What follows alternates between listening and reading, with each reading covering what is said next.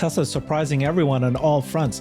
First, after Tesla launched the new Model Y this weekend in 12 countries in Asia Pacific, Chinese media outlets are now reporting that there have already been 50,000 orders on launch day. Apparently, some stores received over 100 orders each. Deliveries won't happen until April or May. Second, German media is now reporting that employees at Giga Berlin are saying Tesla will build the new Model Y there as early as today. That would be so incredible to see such a short transition. Third, we have several executives from Chinese automakers and tech companies talking about how great Tesla's full self-driving is. Su Ching, former Huawei executive, was interviewed a couple days ago, and he said Tesla's FSD is the best. Then we also have video of Chinese automaker Xiaomi openly admitting Tesla is 5 to 10 years ahead. Fourth, the Chinese government has recently passed new regulation setting up Beijing as the first city to allow level 3 autonomy and robo-taxis. Elon Musk also replied to a post showing how FSD is improving exponentially. Finally, Tesla has added 6 new auto companies to their coming soon list of supercharger access. And today we get Hans Nelson joining us. Hans has his own YouTube channel, Hans C. Nelson, does great deep dives, one of the best Tesla retail analysts out there. Welcome, Hans. Thanks for having me, Herbert. Lots of things happening. We've reported yesterday that the Model Y launched this weekend at China, and it looks like that the early reports is showing that it's actually pretty impressive. This is a post from Sinotech regarding the new Model Y release. Model Y new version receives 50,000 orders on launch day. So recently, automotive blogger, this blogger revealed that Tesla's new Model Y received over 50,000 orders on January 10th, the very day it was launched. This aligns with information shared by the automotive blogger Sean, who stated that some Tesla stores received over 100 orders each. Reports indicate that customers have already paid deposits, but due to overwhelming demand, deliveries is estimated to take until April or May. So they obviously that was quite unexpected for us to see here that they've already launched the Model Y so quickly. There's the 2 versions. We've already shared a lot of information. It was launched in 12 states. So the pre-sales is shocking both industry insiders and outsiders. Strong market influence. What's your thoughts on that report? I guess I'm not sure exactly why any of this is shocking. I mean, it is to many people in the community, and especially many people who don't follow Tesla very well. But it was obvious that Tesla was going to want to do this changeover here in January, because this is, we're leading into the time of Chinese New Year. This is always an area of the overall schedule in the calendar where production is down, sales are down, and it just is a good opportunity to actually do this. And so I definitely expected us to see this early this year. Did I specifically expect the 10th? Maybe not, but we knew it would be coming soon. And then we also know that this vehicle is going to be a much superior vehicle to the Model Y that is leaving. And so even though there are people who don't particularly love the styling, at least they think they don't when they see it in pictures for the first time, it's absolutely no surprise to me whatsoever that this is going to sell very, very, very well. And of course, as being the hot, shiny new thing, it is going to be something that people that like to show off shiny new things are going to flock to. I mean, this is literally the best-selling car in China. It's the best-selling car in the world.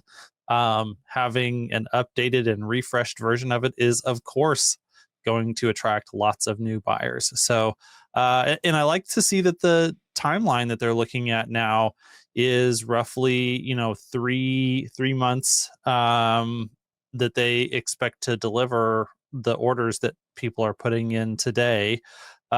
Hopefully that signals that our changeover is going to go smoothly and that we will be able to really see minimal overall reduction in sell-through of Model Y as they move to this new version.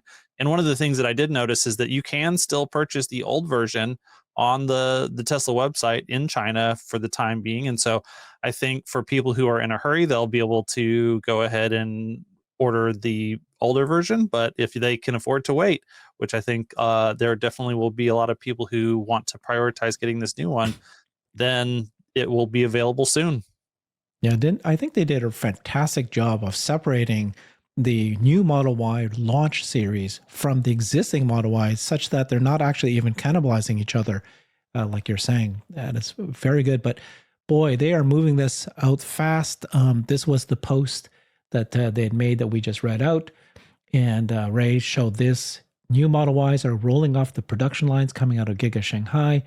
Here's an example of one. There's more and more of them. These could be the demo vehicles being sent to each store in China. But here we now have news that German media is saying that this Model Y is being rolled off of production lines at Giga Berlin.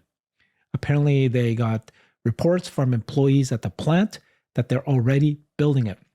Here's Tesla Roddy reporting this, that they're already building the Model Y at Giga Berlin. Very soon. In fact, today, it's supposed to be just a few days after launching in China, which is today. We'll see if that is true, but that's what German media is reporting. Employees at Gigafactory Berlin are being told by management that they will start building the refreshed vehicle as early as Tuesday. How likely is that, Hans? I think it's likely, and I think not only is it likely that we're going to see this changeover there in Germany, but I also think we're probably going to see something similar here in the United States relatively soon. We saw with the Highland changeover, and there's really a significant delay in the time that it was initially rolled out in China and when it was finally brought to the United States. And I think that delay caused, some difficulty for Tesla in being able to sell those legacy Model 3s when everyone knew that pretty soon we're going to be getting this refresh. And I think that they've learned from that. I would be very surprised if they don't significantly compress that timeline. I think it's very likely that within the next month we will probably see production begin inside of the United States, and probably just at one factory at first, and then maybe spreading out to, and if it was going to be one factory, it would definitely be Austin, and then go to Fremont as well. So hopefully we do see that. But yeah, Tesla just doesn't make mistakes like that repeatedly very often. And so I think that this is something that they will do everything in their power to roll out as uniformly across the world as possible. Well, we saw this yesterday. Oops, I'll turn off the music here, but the sound. But this is in California. And so this is a Model Y. They covered the back, they covered the front, and it's being tested in California streets. People are asking, why are they doing that? Do you think that the versions that you'll see in Germany or US is going to be a different variation to the one that they showed in China? There's reports in the past, right? Tesla executives saying that they do plan to create region-specific vehicles. Is it possible that maybe it won't even have the light bars, or how likely is that? I think that eventually that will be true, that there will be region-specific vehicles, but I don't expect us to see that for the Model Y specifically. I think that we're going to have the exact same vehicle, essentially in Giga Berlin and here in the United States. It'll have the light bar, the styling will all be the same. Maybe the battery packs that they're using are going to be a little bit different, the same as we've always seen.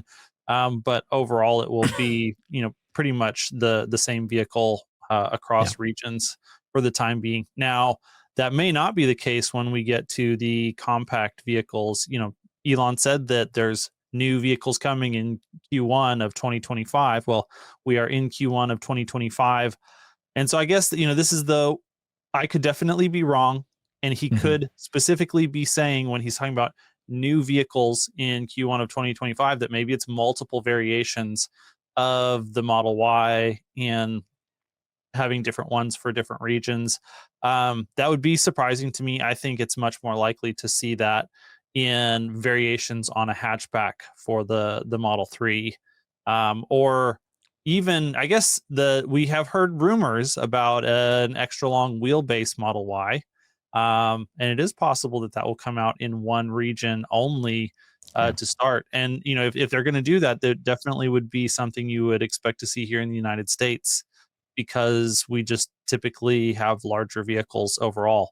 And so I guess that's a possibility that I wouldn't put a whole lot of weight in, but is, something that we might see. Maybe Great 20% points. likely. Yeah. Thank you, Hans. Okay, so let's talk FSD, full self-driving. Every week we keep reporting on yet another major CEO of a major tech company talking about Tesla's FSD. Here we have two more. You have this Su Ching, who's a former Huawei executive, autonomous driving, spoke about FSDs. This is so Huawei actually does create autonomous driving technology. They sell it to companies like BYD and others. And he says, if you insist on having me choose a benchmark today, frankly speaking, I would still choose Tesla's FSD because I truly believe the overall quality of the American team and their spirit of innovation are genuinely admirable. After trying it out myself, I can see that they have many unique strengths in terms of technology, and in some areas, they're even ahead of us by a significant margin. Let's listen into what he said.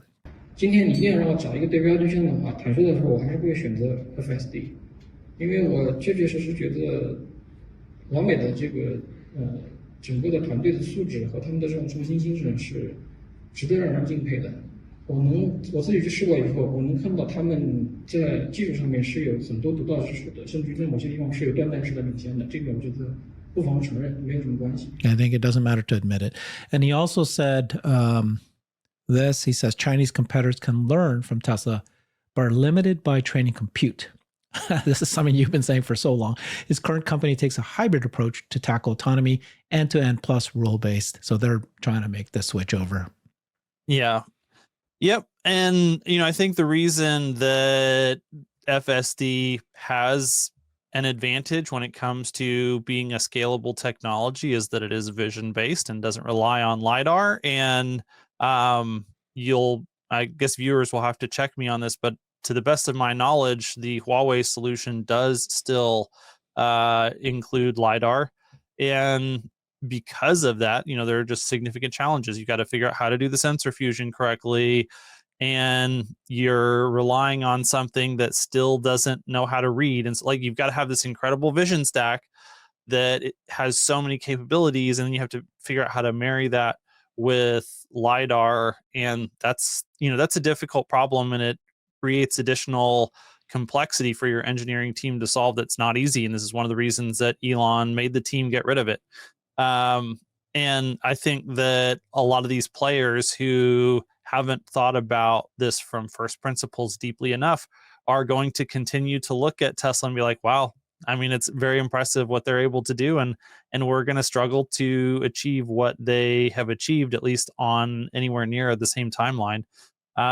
So, I'm not surprised. I think that you're going to hear rhetoric like this, coming from lots and lots of other players, both in China and outside. Yeah, it's rewarding, refreshing to finally hear the CEOs of these companies say these things, because we still continuously debate with other people who think, oh, Chinese automakers, Chinese FSD, they're already doing robotaxi out there. Yes, no, they are. Lots of companies are doing robotaxi. Baidu has 2,000 robotaxis in multiple cities, but they're being teleoperated and they're being very in a controlled manner. So, and they're also a lot more lenient in the regulations. And so you can just imagine, hey, if the regulators that Waymo is working with were only 30% as strict, well, could Waymo be operating in a lot more conditions and a lot more places today? Yeah, probably. Does that mean that solution is going to be able to solve driving in, basically an entire country overnight? Probably not. So, that's, another factor to keep in mind here. That's a very good point. So now we've got Xiaomi CEO Lei Jun. And Xiaomi is a mobile phone company, software first. They've started creating beautiful cars. I always thought, and many of us think, that Xiaomi could be the one because they're modeling it after Tesla. They copied Tesla as much as they can. They knew right away. They moved to neural nets. But even the Xiaomi CEO, take a look what he said. He said, Lei Jun says, openly admits Xiaomi is 5 to 10 years behind Tesla, which is still the benchmark for the EV industry. Another word, benchmark. As a newcomer, Xiaomi has made strides in vehicle tech, beating all Chinese competitors other than Tesla. Xiaomi will incorporate the first principle thinking while leaning from Tesla. Lei Jun met Elon over 10 years ago. He's one of the earliest Tesla Model S owners. Let's listen to what he said. 几年前我就认识 Elon Musk， 我是那个特斯拉车主。我认为特斯拉对全球电动车的行业都起了启蒙和推进作用，哪怕到今天依然是标杆，这点是真心话。我觉得小米刚入场，我们要做的是先向特斯拉学习。我举个例子，我说电耗我们做的就是不如特斯拉，唯一的就是多亏点钱嘛。我堆的电池比它大20%，我能比它跑得长，不是因为我有多能干，我承认了。我说这个电耗这件事，要不就亏钱，要不就是投钱砸技术，你总得砸呀，人家先砸了技术。咱们来不及先砸钱直接砸电池，其实我们技术也还可以。最后一测发现，除了特斯拉，我们秒杀了几乎所有同行吧，没有任何一个同行能在续航上能跟我们 PK。所以这说明我们的技术也还是可以，但是跟特斯拉比有差距。我觉得小米要到特斯拉这个程度，可能还需要5到10年。总有一天我们也会按第一性原理追求事物的本质，直指问题的核心。但我需要一个过程，你不能一上来我还不懂，我不能胡说嘛。那跟马斯克是干了20年才能这么有底气的讲这番话，我今天没这个底气，我也对自我有很清晰的认知。我觉得很多翻船的公司就是不尊重客观规律，就说你在完全不懂的时候，是不是上排错，先跟着别人跑，跑顺了，一步一步有了实力，我们再攀登高峰。Nice. Yeah, so he's being very honest, at least, right? I mean, he really admires Tesla, wants to copy Tesla, and they'll be successful. It'll take them longer, but boy, he said it, 5 to 10 years behind.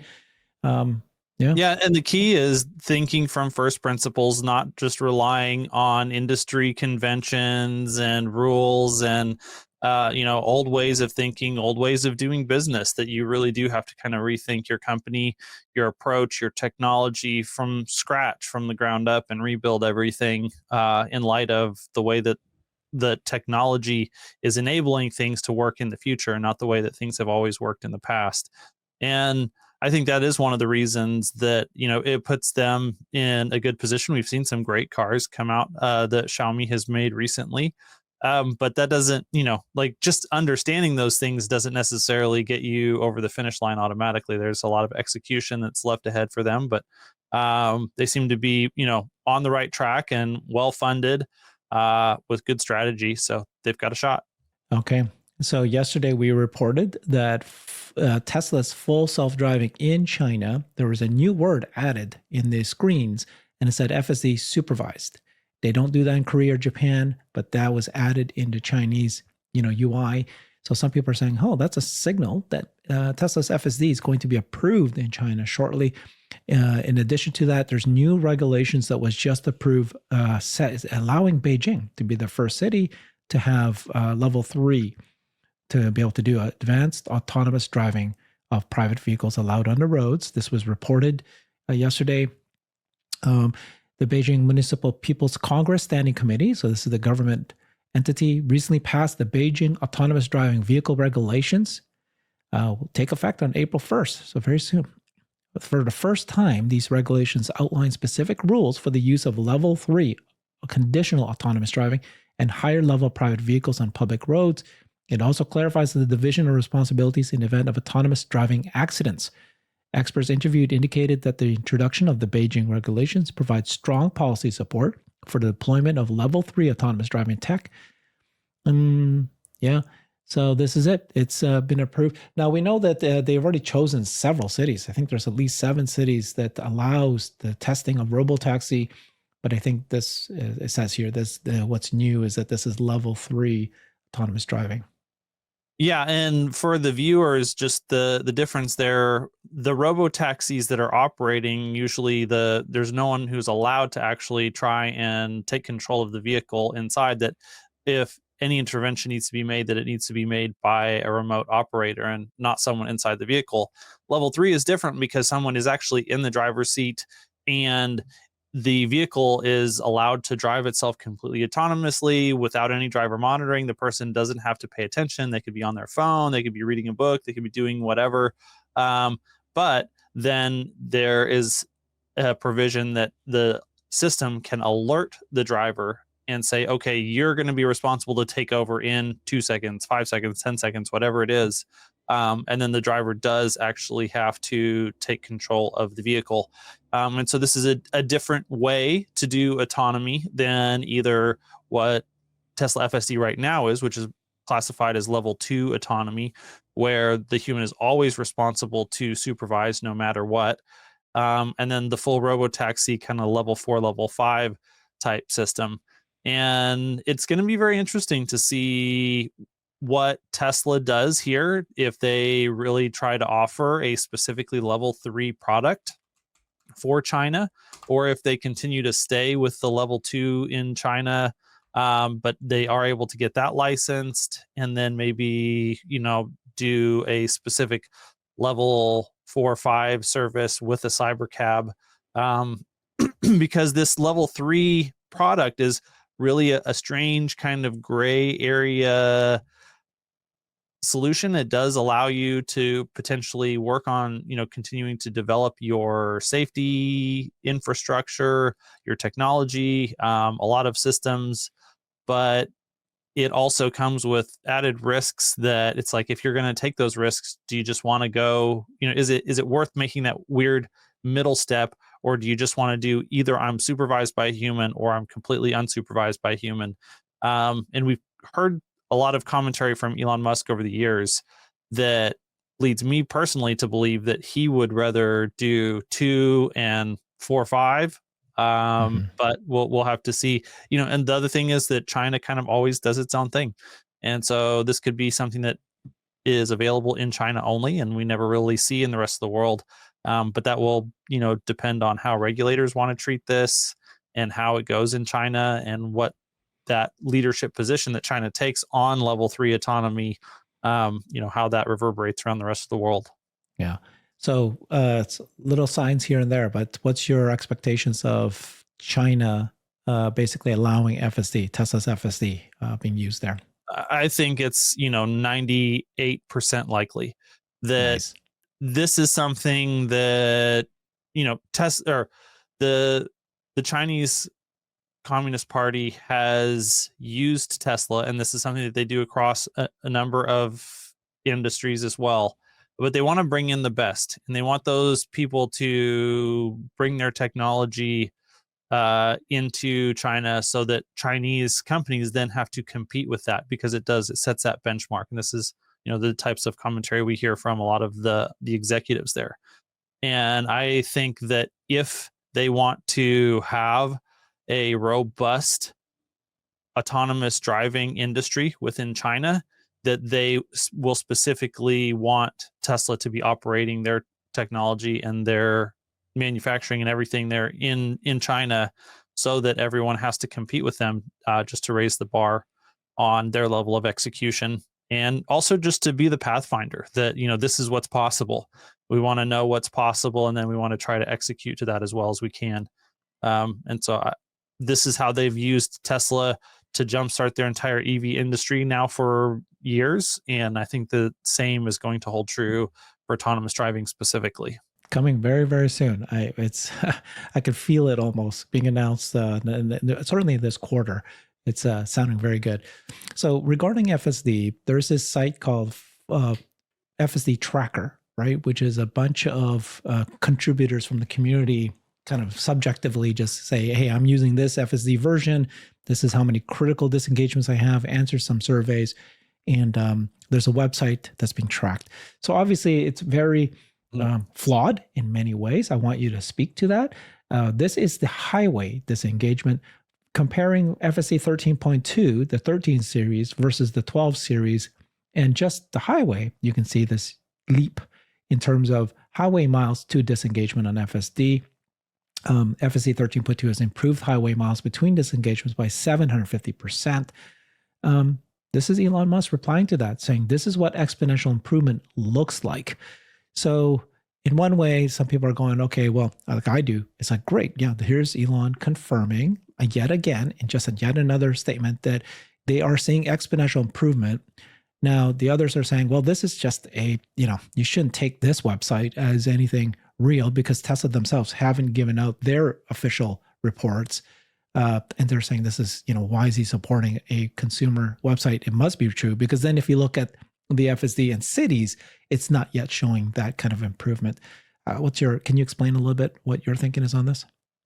Yeah, I think that, people probably make a little bit too much of the FSD tracker website and data overall. Some people love it, and then they think, oh, FSD is not executing very well because the FSD tracker data shows XYZ.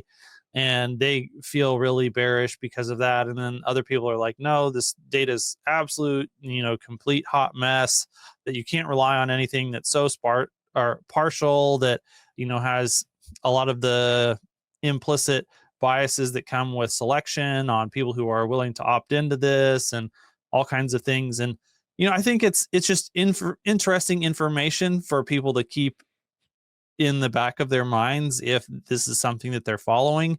I don't think it's super instructive, but I don't think it's worthless. I just don't put a whole lot of value in it one way or the other, because at the end of the day, either FSD is going to work or it's not. Either Tesla is going to sell this, to customers as a level 2, level 3, level 4 system, or they're not. And we can get some direction maybe from this data.